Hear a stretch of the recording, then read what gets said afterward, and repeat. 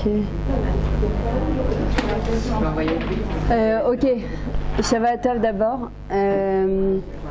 Alors, j'aurais voulu parler aujourd'hui, on avait commencé sur le thème de la Tmada, de la persévérance. Avant de continuer ça, j'aurais voulu faire une petite introduction sur la force des émotions, l'intensité des émotions. Parce qu'aujourd'hui, je me rends compte que très peu de gens savent gérer leurs émotions. En fait, les émotions, moi je compare ça un petit peu à un buffet. Quand tu arrives à un mariage ou quand tu arrives à une bar mitzvah, une bat mitzvah, et que tu as décidé par exemple de faire attention, et d'Afka t'arrive, on te met un buffet de trucs de folie alors que tu venais juste de dire ah bah là je me remets au régime, et puis tu arrives et tu te rends compte qu'en fait il y a un truc que tu sais pas du tout comment gérer. Alors c'est soit tu vas te frustrer toute la soirée, tu te dis non, hors de question, je ne touche pas, mais en fait on peut plus, ça te passe en travers, ou bien tu te dis tu vas manger, mais quand tu manges tu as mauvaise conscience. En fait, parce qu'on n'a pas appris à gérer, à choisir, à faire des choix et à comprendre ce qui se passe à l'intérieur de nous. Souvent les personnes vous diront bah, les émotions c'est une gêne, c'est un fardeau, c'est quelque chose qui nous étouffe, parce que quand on ne sait pas les gérer, forcément, bah, dès qu'il y a quelque chose, une nouvelle émotion qui vient à nous, eh ben on est très angoissé, parce qu'on pense ne pas savoir comment la gérer. Il y en a qui vous diront non, pas du tout, les émotions, au contraire, c'est la vie. Imaginez, on ne ressentait pas. Il y a des gens, par exemple, regarde, ah, pardon. Ouais. Ah, si tu as la porte, on va faire n'importe quoi. J'avais pas compris. Il y en a qui vous diront que, au contraire, les émotions, c'est la vie. Attendez, excusez-moi.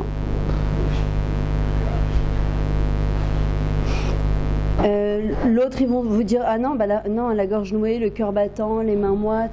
Si par exemple, il y a des gens qui rentrent en panique à la moindre petit truc, ils ont peur, ils stressent, ils angoissent. Il y en a, ils vont dire non, les émotions, pour moi, c'est se sentir joyeux, amoureux, enthousiaste, complice, plein d'entrain envers la vie.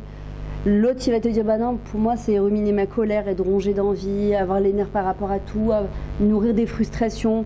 Il y en a, ils vont dire non, au contraire, c'est beaucoup d'enthousiasme, la tendresse.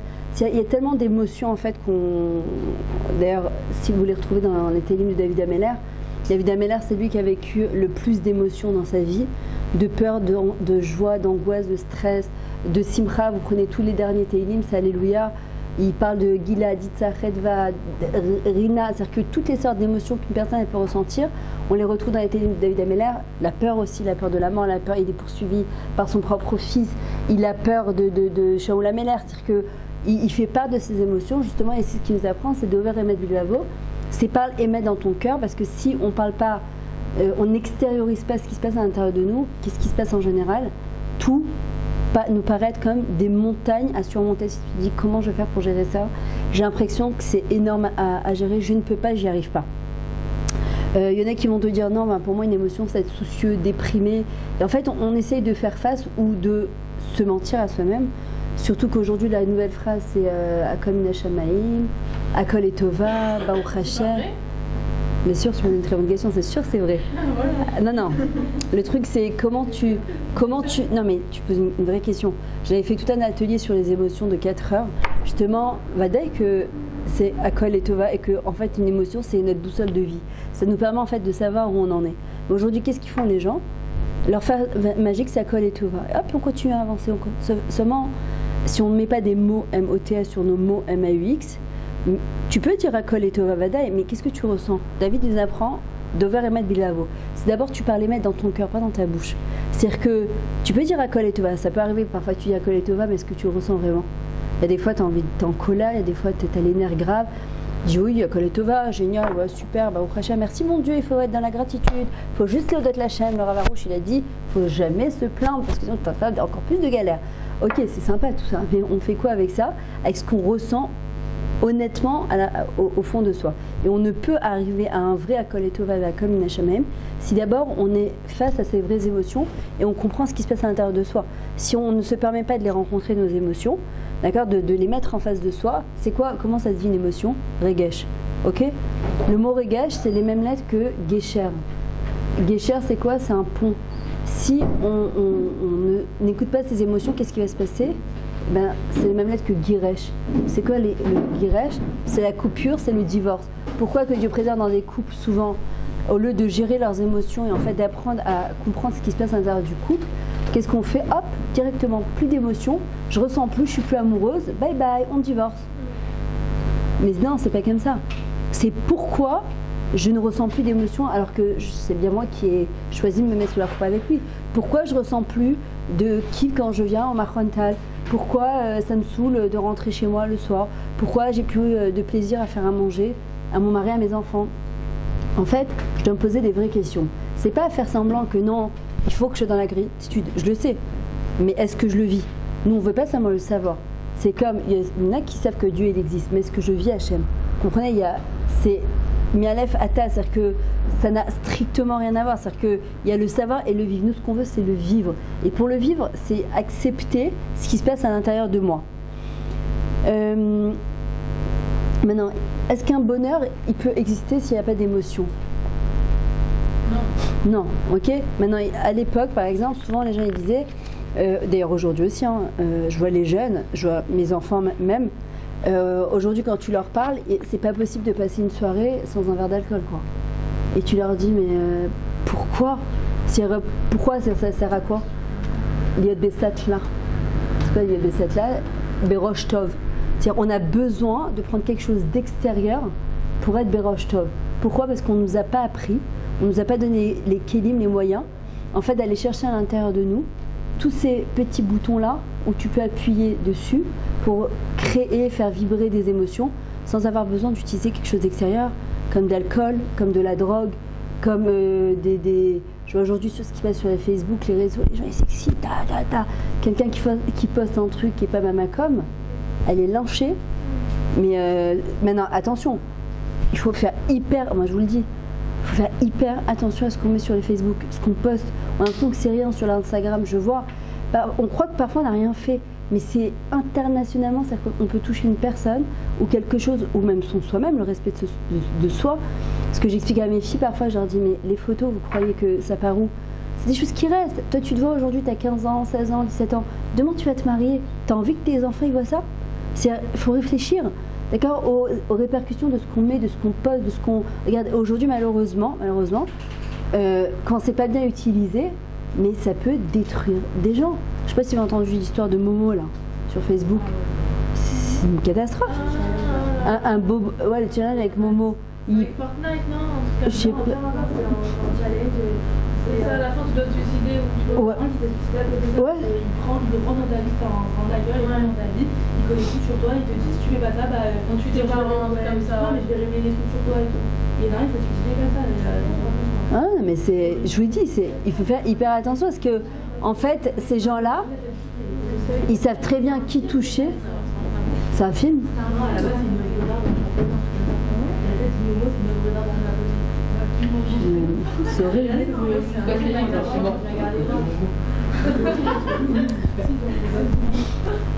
Maintenant,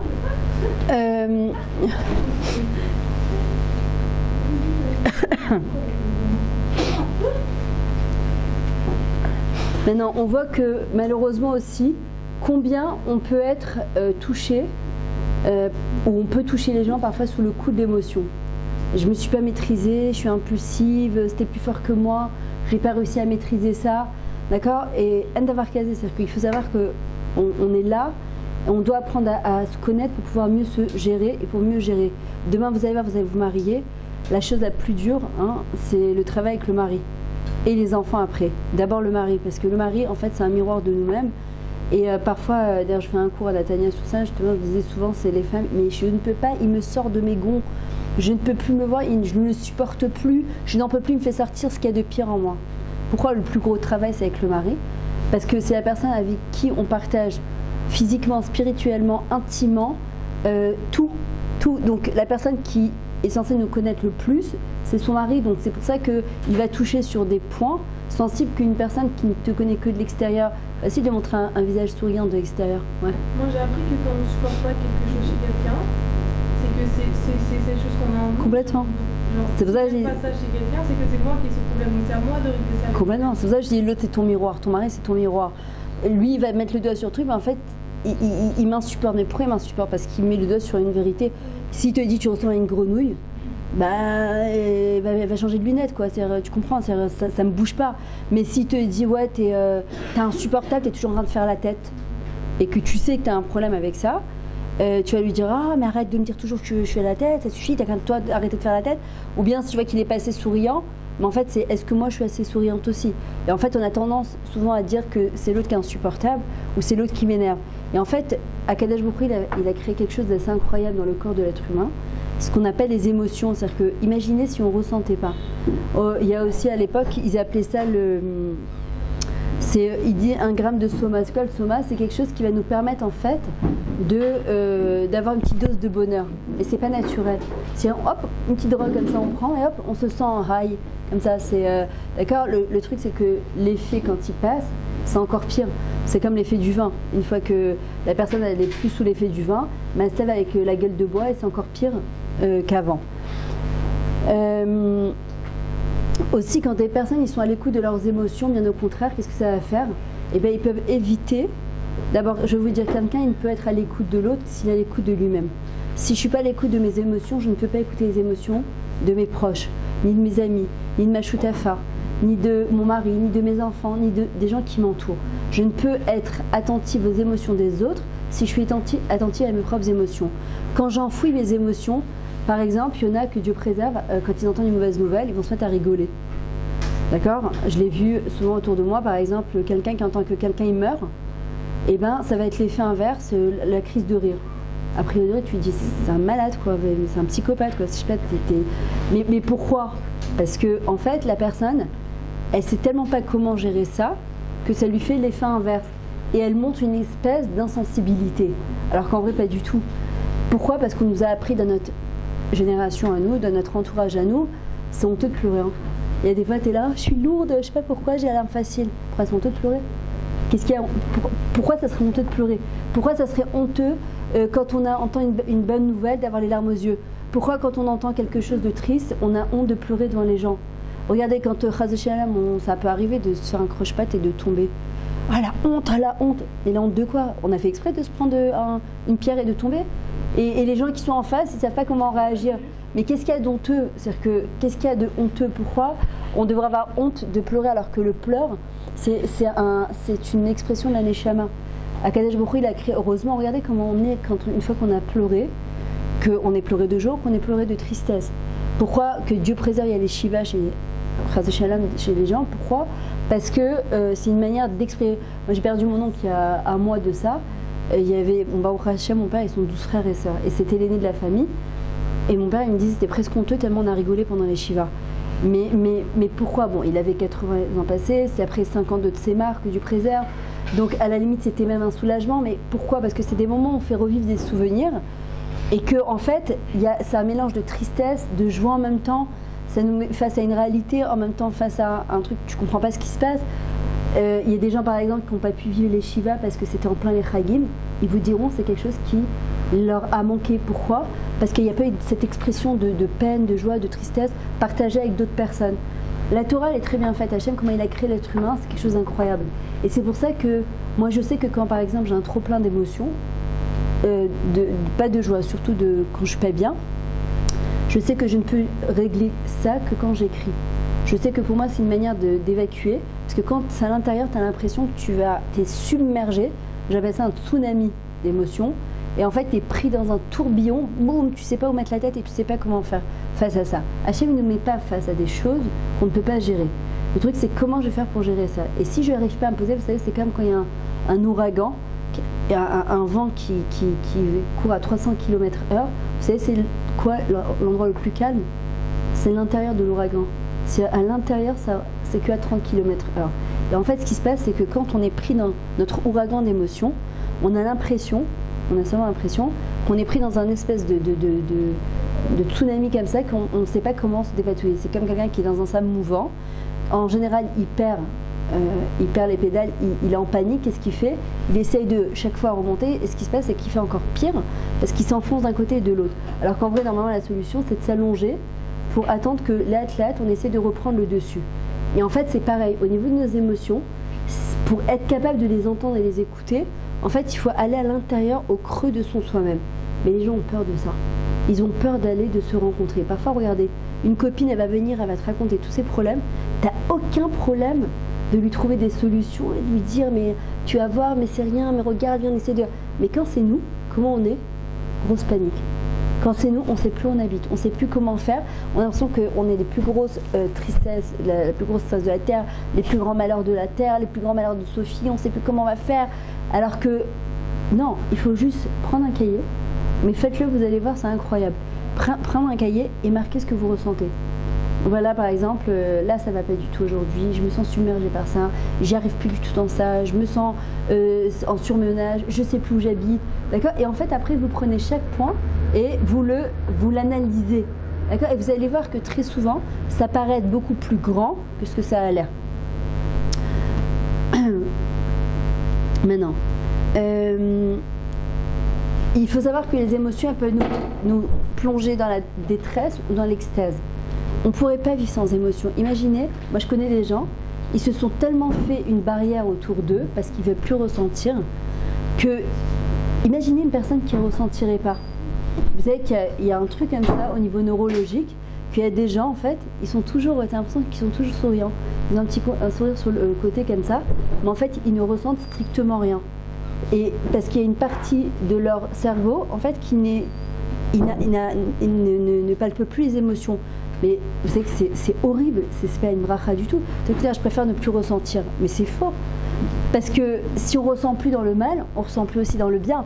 C'est pas ou noir ou blanc, ça n'existe pas. C'est pas comme ça que ça marche. Alors, en fait, il faut savoir que les émotions, elles nous permettent de quoi? Premièrement, reconnaître l'émotion en montrant les formes qu'elle peut prendre. C'est-à-dire que, par exemple, une personne qui est en colère, je vais aller loin, en colère contre Hachem. Oh mon Dieu, que Dieu préserve, Shalom, en colère contre Hachem. Ça peut arriver ou ça peut pas arriver? Quelqu'un qui perd un être cher, pitom, que Dieu préserve, qu'est-ce qu'il y a? Ça peut pas arriver d'être en colère avec Hachem? Quand tu fais plein d'efforts dans ta vie, que tu galères et tu n'arrives pas à t'en sortir, ça peut pas arriver d'être en colère contre Hachem? Et tu te dis, mais je comprends pas, tu m'as mis dans les oubliettes, allô, il y a quelqu'un là-haut qui me répond? Qu'est-ce qu'il y a? C'est pas des choses qui peuvent arriver? D'accord? Être en colère contre un parent, être en colère contre un mari, être en colère contre un enfant, être en colère contre soi-même, de choses parfois qu'on a fait que tu t'en veux. Ça ne peut pas arriver si je ne reconnais pas l'émotion, je ne peux pas travailler. Être jalouse. Ça arrive d'être jalouse ou ça arrive pas d'être jalouse? Honnêtement. Ok. Ouais. C'est une émotion qu'on n'a pas envie de ressentir parce qu'elle est pas belle. A priori, tu te dis, ah c'est bas, c'est mesquin, ça manque de émouna, si je suis persuadée qu'Hachem, de toute façon, ce qu'il fait, c'est pour le bien. Mais on est des êtres humains, c'est-à-dire que si je ne m'avoue pas que parfois, oui, je peux avoir un pincement de cœur quand je vois que l'autre, elle réussit plus et que pour travailler sur l'émotion, déjà, il faut la reconnaître. Me dire, oui, c'est moi dans cette émotion, oui, c'est moi qui vis cette émotion, elle n'est pas belle, Bokertov, elle n'est pas belle, je l'aime pas, mais elle est là. La question, c'est qu'est-ce que j'en fais? La deuxième chose, c'est comprendre l'utilité de l'émotion. Par exemple, l'émotion de frustration. Ça arrive d'être frustré ou pas? Pourquoi on est frustré en général? Je ne peux pas être frustrée de faire 1m58 parce que même si je ne ferai jamais 1m70. C'est comme ça qu'Hachem m'a créé. Je fais 1m58 Nekuda. Mais des choses que tu sais que tu peux prendre en main et que tu te dis tous les jours je vais le faire et que tu te retrouves 6 mois après et tu l'as toujours pas fait, alors que tu sais que tu peux le faire, la frustration en fait, on peut l'avoir comme quelque chose de négatif ou comme quelque chose de positif en te disant, eh ben, grâce à la frustration, ça va me permettre de me dire, ok Myriam, tu vas t'arrêter toute la journée de dire, je devrais, je m'étais promis et qu'en fin de compte, tu fais rien du tout. Alors c'est soit tu te bouges et tu fais quelque chose avec ça, soit tu vas pas la pleurnicher toute ta vie à dire, ah, j'aimerais bien, j'aurais voulu, et puis on va se retrouver à 90 ans, ah bah j'avais voulu toute ma vie. Non, c'est un moment, la frustration, je la prends et j'en fais quelque chose. C'est quelque chose qu'on peut rien faire. Alors là, la taille par exemple. D'accord, c'est ce que je te dis. Donc tu peux être frustré, ça sert à rien d'être frustré. Il faut accepter. Mais par exemple, quelqu'un qui peut perdre du poids et que toute sa vie, j'en peux plus, tu vas faire les magasins et tu es là, tu dis, oh là là, j'en peux plus, je rentre dans rien. Bah, qu'est-ce que tu attends pour te prendre en main? Alors, tu n'y arrives pas toute seule. Tu te fais aider, tu comprends. Mais la taille, de quoi? J'attends la volonté. Alors, il faut prier pour ça. Il faut prier pour ça. Le Rav Arush, il en parle de ça. Il dit, il y a des fois, moi je me rappelle quand j'étais jeune, je me décidais 3 mois avant l'été, 3 mois, 15 kilos, je les avais perdus comme ça. T'as un âge, rien, puis t'en as marre de faire le yo-yo et t'arrives plus. Et tu te dis, ah, je commence, tu passes par Cofix, tu dis, bon allez, juste aujourd'hui, et puis les années elles passent. Puis en vrai, non, c'est que Hachem, sans toi, je peux rien. C'est vraiment la Hachem Amilchama. Tu vois, c'est-à-dire que la taille, elle m'en a. Si quelqu'un il fait 1m40, 50, 60, il y a des gens par exemple qui font 1m80, des femmes, je te garantis qu'elles ne sont pas non plus, ça les embête aussi beaucoup. Les jupes, c'est toujours une galère. Pour trouver un rachidour, c'est pas facile. Tu vois, c'est-à-dire que chacune, en fait, là où elle est, il y a des choses qu'on ne peut que accepter et qu'on doit prier pour accepter parce que tu ne peux rien faire avec ça. Mais les choses. C'est quelque chose qui est court, qui est. Tu vois, par exemple, Hachem, par exemple, il nous donne une mida, une certaine mida. Ok. Et c'est une obsession. On pense qu'à ça et c'est une mauvaise mida. T'as un exemple? La colère, par exemple. On est très nerveux. Ok. On est nerveux. Et on peut pas, il n'y a rien à faire. On se peu importe ce qu'on fait pour se travailler, rien à faire. Alors, d'abord. J'arrive, il est nerveux. Ça me fait la regarder. Pareil, les enfants. Ok, alors, non. La copine. D'abord, il faut que tu acceptes que c'est comme ça qu'Hachem t'a créé. C'est-à-dire que tu as la mida enfin toi ou quelqu'un d'autre de Méchané, il y a une mida de colère à travailler. Ok, c'est la première chose, c'est l'acceptation. Le problème, c'est qu'on n'est pas dans l'acceptation. C'est pourquoi Hachem il m'a fait colérique, surtout quand on voit la Higuerat Rambam qui te dit que Kol Mine Ginam Sholdimpo. C'est-à-dire que tous ceux qui se mettent en colère, toutes sortes de Ginam, ça va sur lui. Donc ça t'enfonce encore plus. Première démarche, j'accepte que Hachem, c'est comme ça qu'il m'a créé, avec mes bonnes midotes et avec mes mauvaises midotes. Et que dans les mauvaises midotes, c'est comme ça qu'il m'aime et que je suis venue sur Terre pour travailler. Le problème, c'est qu'on vit trop dans la totsar, on vit dans le résultat. Toi, tu voudrais te voir, toi ou la personne, complètement hyper calme. Il y a un tas à lire, il y a un processus que tu ne peux pas éviter. On est venu sur Terre pour travailler. Hachem, il ne nous jugera pas dans le résultat et Baruch Hachem, tant mieux pour nous. Il nous juge sur notre comment dire, le processus, sur le travail que tu vas faire. C'est-à-dire que quand tu vas mettre en œuvre toutes les sortes de techniques possibles pour pouvoir essayer de travailler, c'est sur ça qu'Akadosh Baruch Hu va te récompenser. C'est-à-dire que si par exemple tu t'énerves 50 fois par jour et que cette semaine tu vas t'énerver 48 fois par jour, toi a priori tu te dis on s'en fout, je me suis quand même énervé 48 fois par jour et c'est pas baissé d'air. Mais non, ce qu'Akadosh Baruch Hu il voit, c'est ces 2 fois là où chaque fois que tu as voulu te mettre en colère et que tu t'es pas mise en colère, il sait combien c'est dur pour toi. Sur ça il te dit Kol hakavod. C'est pas